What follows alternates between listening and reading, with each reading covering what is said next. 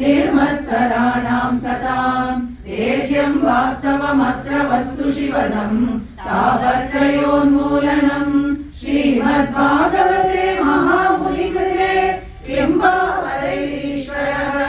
सद्यो वृद्ध्यवरुध्यते अत्र कृतिभिः शुश्रूषुभिः रक्षणात् निगमकल्पतरोर्गलितं फलम् शुकमुखादमृतद्रवसंयुतम् पिबत भागवतं रसमालयम् मुहुरहो रसिकाः मुनिभावुकाः यं प्रव्रजन्तमनुपेतमपेतकृत्यम् द्वैपायनो विरहातरः जुहाव पुत्रेति तन्मयतया करवो अभिनेदुः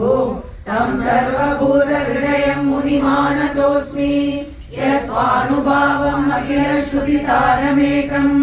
अध्यात्मदीपम् अदितिशशाङ्कमोदम् संसारिणां करुणयाः पुराणगुह्यम् तं व्याससूनुमुपयामि गुरुं मुनीनाम् नारायणं नमस्कृत्य नरं चैव नरोत्तमं देवीं सरस्वतीं व्यासं